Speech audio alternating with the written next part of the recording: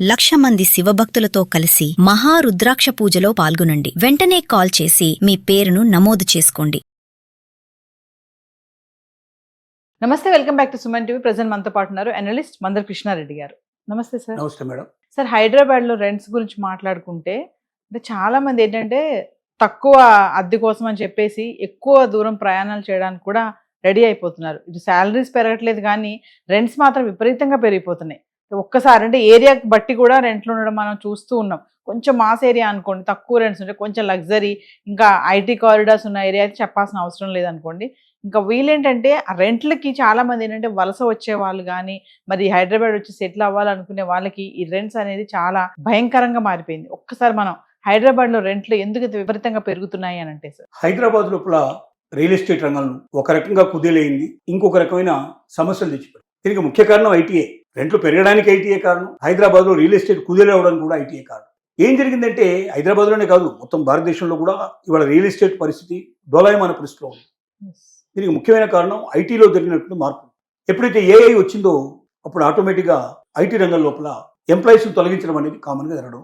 ఎవరి ఉద్యోగం ఎప్పుడు ఉంటుందో ఎప్పుడు విడిపోతుందో తెలియని పరిస్థితి. రియల్ ఎస్టేట్ లోపల ఎక్కువగా కొంటున్నది ఎవరు అంటే ఐటీ ఉద్యోగులే ఎక్కువగా కొంటున్నారు. దానికి కారణం ఏమిటంటే వాళ్ళకి ఈఎంఐలు కట్టుకోవడం చాలా సులభం.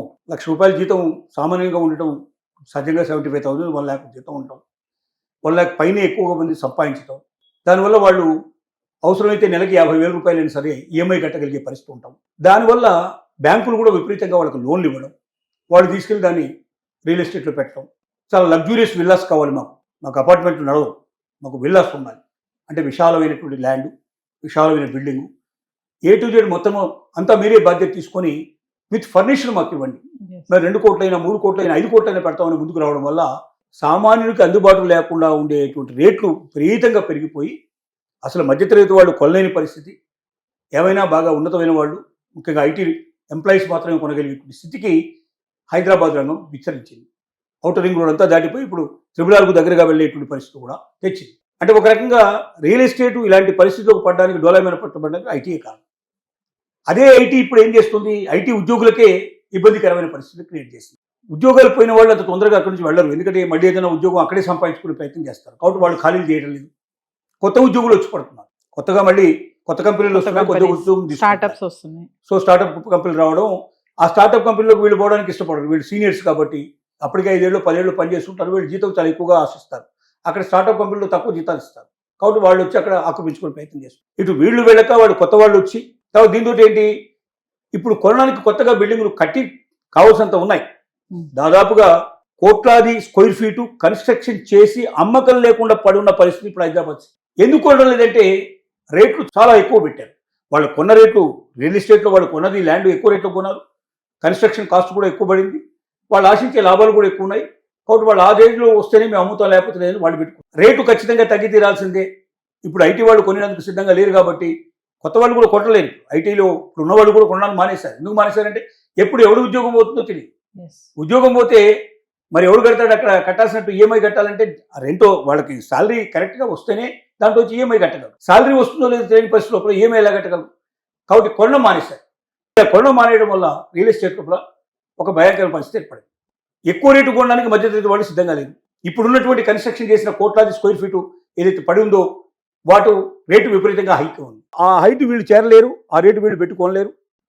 కాబట్టి వీళ్ళకి అవసరాలు ఉన్నాయి, వీళ్ళ అవసరాలకు తగ్గట్టుగా కన్స్ట్రక్షన్ నడిస్తే వీళ్ళు కొనుక్కుంటారు. కాబట్టి వీళ్ళకి అవసరాలు ఎక్కడ తీరుతాయి, ఔటర్ రింగ్ రోడ్ దాటి ఇంకా చాలా ముందుకు వెళ్ళిపోయిన తర్వాత త్రిబులార్కు దగ్గరగా వెళితే కానీ ల్యాండ్ కాస్ట్ తక్కువ ఉంటుంది, అక్కడ వీళ్ళకి కన్స్ట్రక్షన్ చేసి ఇచ్చేటట్టుగా తక్కువ రేట్లో పడే అవకాశాలు ఉన్నాయి. ఇప్పుడు అలా కన్స్ట్రక్షన్ అవుతుంది.